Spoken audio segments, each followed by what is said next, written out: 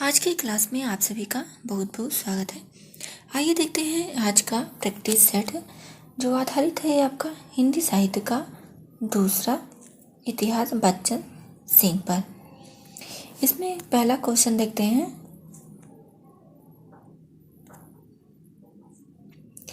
इसमें है आपका पहला क्वेश्चन, जैसी की भाषा ठेठ होती है तो तुलसी की संस्कृत निष्ठ है।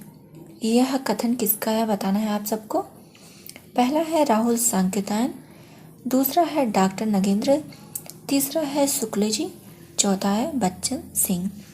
इसमें राइट आंसर क्या होगा आप सबको बताना है। यहाँ आपका राइट आंसर हो जाता है ऑप्शन नंबर 4 बच्चन सिंह।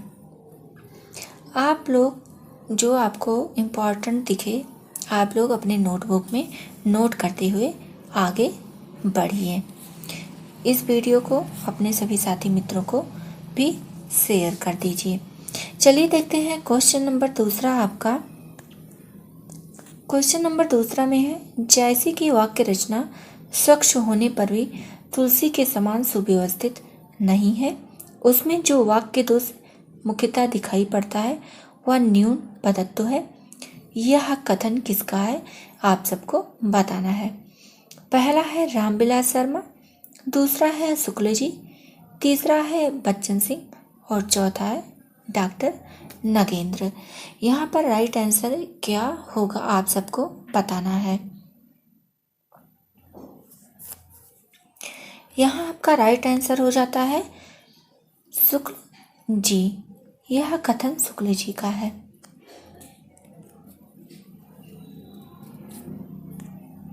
आइए देखते हैं क्वेश्चन नंबर 3, मधुमालती का रचना काल क्या है बताना है। इसमें पहला है 1542 ईस्वी, दूसरा है 1543 ईस्वी, तीसरा है 1545 ईस्वी, चौथा है आपका 1556 ईस्वी। इसमें राइट आंसर क्या होगा बताना है आप सबको।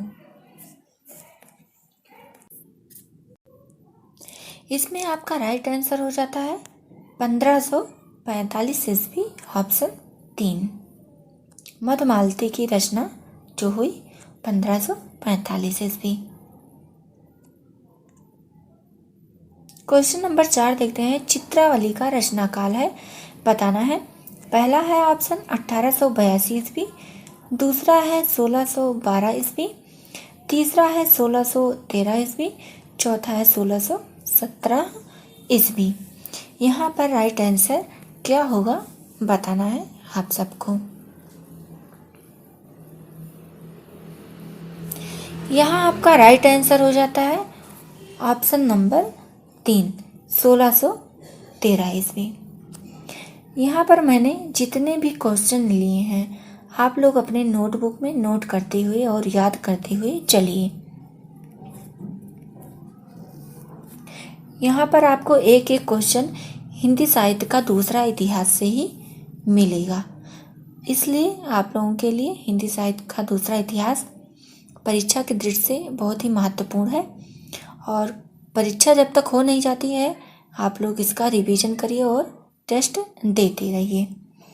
आगे देखते हैं क्वेश्चन नंबर 5, कासिम शाह की रचना हंस जवाहिर की रचना को घटिया किसने कहा। देखिए यहाँ पर इम्पॉर्टेंट क्वेश्चन है ये, आप लोग नोट करते हुए चलिए। पहला ऑप्शन है इसमें डॉक्टर नगेंद्र, दूसरा है शुक्ल जी, तीसरा है बच्चन सिंह और चौथा है आपका रामस्वरूप चतुर्वेदी। यहाँ पर बताना है हंस जवाहिर रचना को घटिया किसने कहा है। यहाँ पर आपका राइट आंसर हो जाता है बच्चन सिंह ऑप्शन 3। आगे बढ़ते हैं, देखते हैं क्वेश्चन नंबर 6, पांच रात्र सिद्धांत का संबंध किसमें है। यहाँ किसमें कर लीजिएगा।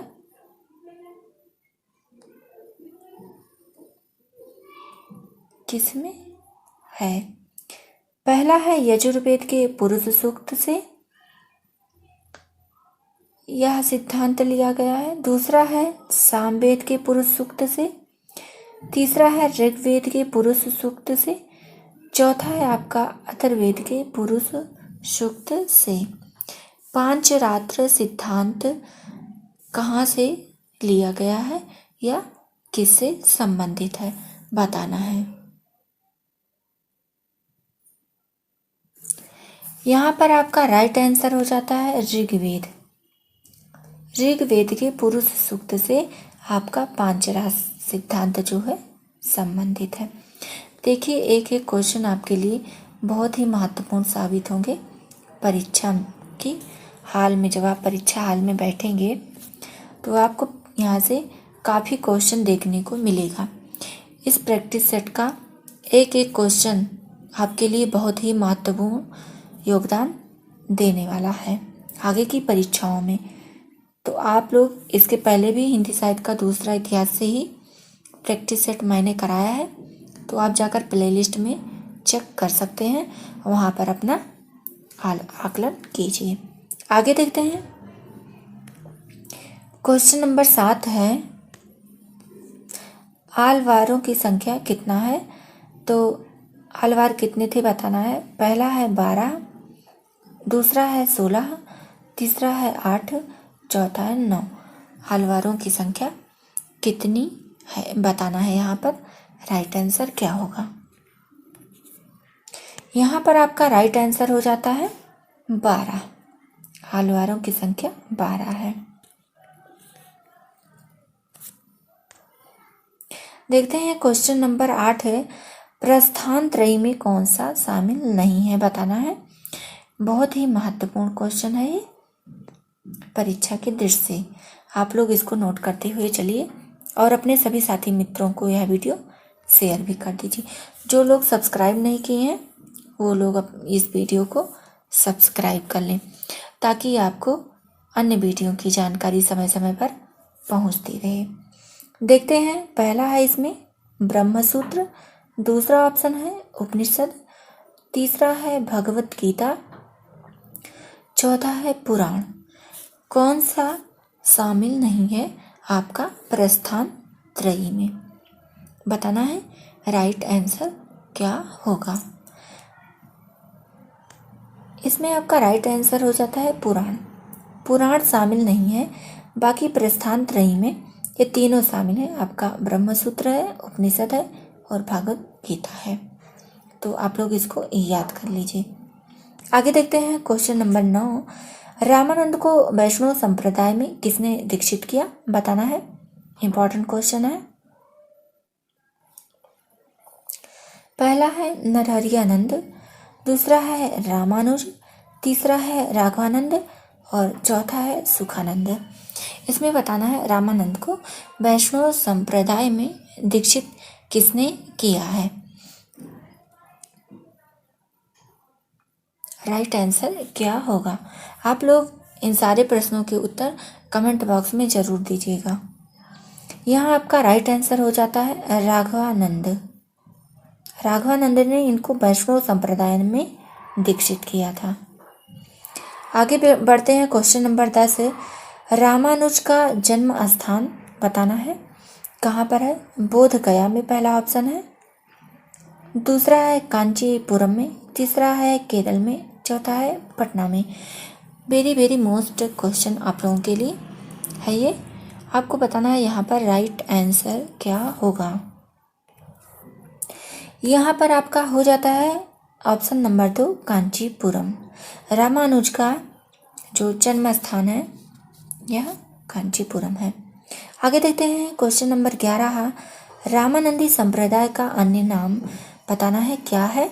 पहला है रामावत संप्रदाय, दूसरा है श्री संप्रदाय, तीसरा है श्री वैष्णव संप्रदाय और चौथा है द्वैत संप्रदाय। इसमें आपको राइट आंसर बताना है कि रामानंदी संप्रदाय का अन्य नाम क्या है।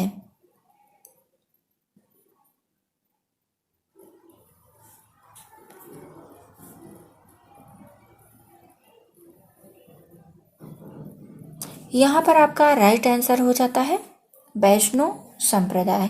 श्री वैष्णव संप्रदाय रामानंदी संप्रदाय का अन्य नाम है। याद करते हुए, नोट करते हुए आप लोग साथ में चलते रहिए। आगे देखते हैं क्वेश्चन नंबर 12। क्वेश्चन नंबर 12 में शुक्ल जी ने वर्णाश्रम धर्म का पोषक किसे कहा है? पहला है कबीरदास, दूसरा है रामानंद, तीसरा है रैदास और चौथा है पीपा। इसमें बताना है शुक्ल जी ने वर्णाश्रम धर्म का पोषक किसे कहा है। यहाँ पर राइट आंसर हो जाता है आपका ऑप्शन नंबर 2, रामानंद। इन्होंने रामानंद को वर्णाश्रम धर्म का पोषक कहा। और इन्होंने किसके आधार पर कहा है, आइए जानते हैं। इन्होंने कहा है आनंद भाष्य के आधार पर, लेकिन बाद में इन्होंने अपना यह मत वापस ले लिया था जब ये आनंद भाष्य अप्रमाणित सिद्ध हो गया। इसके बाद इन्होंने यह मत वापस ले लिया था। आप लोग इसको ध्यानपूर्वक याद कर लीजिए। आगे बढ़ते हैं। क्वेश्चन नंबर 13 है नरहरियानंद को किसका गुरु माना जाता है? पहला है नरहरियानंद को किसका गुरु माना जाता है, यहाँ पर बताना है रैदास को, दूसरा है कबीरदास को, तीसरा है रामानंद को, चौथा है पीपा को। नरहरियानंद को किसका गुरु माना जाता है? इसमें से बताना है किसके गुरु नरहरियानंद थे।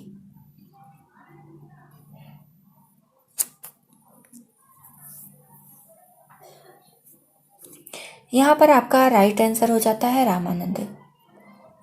एक एक क्वेश्चन आपके लिए इतना महत्वपूर्ण साबित होगा कि आप जब परीक्षा हाल में बैठेंगे खुद ही पता चलेगा कि ये प्रश्नोत्तरी, ये प्रैक्टिस सेट आपके लिए कितना महत्वपूर्ण साबित हुआ।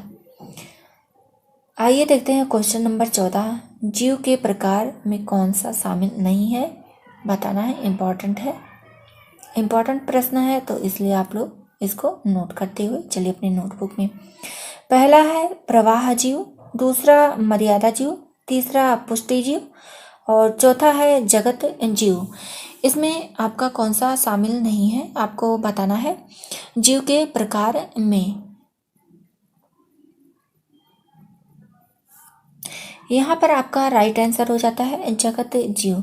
जगत जीव जो है ये आपका जीव के प्रकार में शामिल नहीं है। जीव के प्रकार में आपके यही तीनों आते हैं, प्रवाह जीव है, मर्यादा जीव और पुष्टि जीव है। आगे देखते हैं क्वेश्चन नंबर 15। जनता पर चाहे जो प्रभाव पड़ा हो, पर उस गद्दी के भक्त शिष्यों ने सुंदर सुंदर पदों द्वारा मनोहर प्रेम संगीत की धारा बहाई। उसने मुरझाए हुए हिंदू जीवन को सरल और प्रफुल्ल किया। यह कथन किसका है? वेरी वेरी मोस्ट क्वेश्चन कथन है ये, आपको याद करते हुए और नोट करते हुए चलना है। पहला है इसमें रामविलास शर्मा, दूसरा है डॉक्टर नगेंद्र, तीसरा है बच्चन सिंह और चौथा है आपका शुक्ल जी। इसमें राइट आंसर क्या होगा आपको बताना है।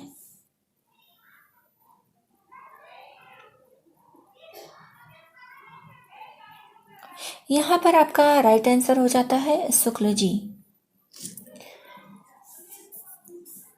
तो आपका हिंदी साहित्य का दूसरा इतिहास से आज का जो 15 क्वेश्चन था वो कंप्लीट होता है। इसमें आपको देखिए शुक्ल जी के भी कथन देखने को मिल रहे हैं, तो इसलिए आपको शुक्ल जी तो बहुत ही महत्वपूर्ण है।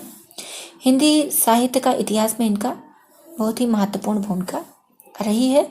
तो इनके कथन तो आने ही आने हैं आपके परीक्षा में, तो आप एक एक इनका कथन नोट करते हुए याद करते हुए चलिए, क्योंकि कब क्या पूछ लिया जाए कुछ पता नहीं है।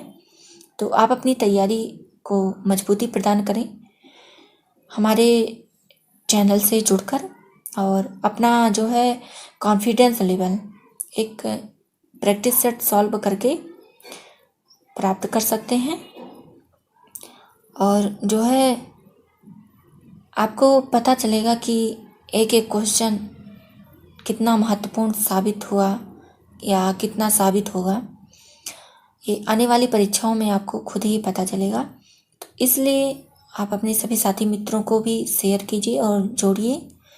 और अगर जो इस चैनल को सब्सक्राइब नहीं किए हैं, सब्सक्राइब कर लें और अपना सहयोग बनाएं, ताकि आपको अच्छे अच्छे प्रैक्टिस सेट, अच्छे अच्छे क्वेश्चन के साथ समय समय पर मिलते रहें। प्रतिदिन आपको, मेरा उद्देश्य यही है कि प्रतिदिन आपको 15 क्वेश्चन कम से कम ऐसे कराए जाएं जो अभी तक परीक्षा की दृष्टि से महत्वपूर्ण तो हैं पर पूछे नहीं गए हैं। तो जो पैटर्न चेंज हो रहा है, जो बदल रहा है, पुराने क्वेश्चनों की जो सीमा है वो कम होती जा रही है। तो आप महत्वपूर्ण क्वेश्चन को तैयार कीजिए और मूल किताबों पर ज़्यादा फोकस कीजिए, क्योंकि आपके जो प्रश्न बनेंगे यहीं से आएंगे। फिर आप कहेंगे, जब नहीं पढ़े रहेंगे तो कहेंगे ये क्वेश्चन कहाँ से आ गया, बहुत कठिन पेपर था, पता नहीं कहाँ से पूछ लिया, आप लोग ऐसे कहेंगे। तो इससे अच्छा है कि आप पहले से ही सतर्क हो जाएं और सावधान हो जाएं। आप मूल किताबों का अध्ययन अगर कर लिए हैं तब तो अच्छी बात है, और जो नहीं किए हैं, नए नए जुड़ रहे हैं या नए सिरे से टीजीटी की तैयारी करना चाहते हैं, तो उनके पास तो मूल किताब होना आवश्यक ही है। तो आप लोग हिंदी साहित्य का दूसरा इतिहास लीजिए और उससे संबंधित प्रैक्टिस सेट यहाँ पर हो रहा है, आप आइए प्रैक्टिस सेट दीजिए और आपका जो गलत हो रहा है उसको रिवाइज कीजिए, आपकी गलतियाँ कहाँ हैं उसको सुधार कीजिए। आपकी सफलता में ये सभी महत्वपूर्ण भूमिका अदा करते हैं। तो आज की क्लास बस यहीं तक, मिलते हैं अगली नई क्लास में, और आपको इसी तरह से अच्छी अच्छी जानकारियाँ दी जाएंगी और आपको मोटिवेट किया जाएगा। आज की क्लास बस यहीं तक।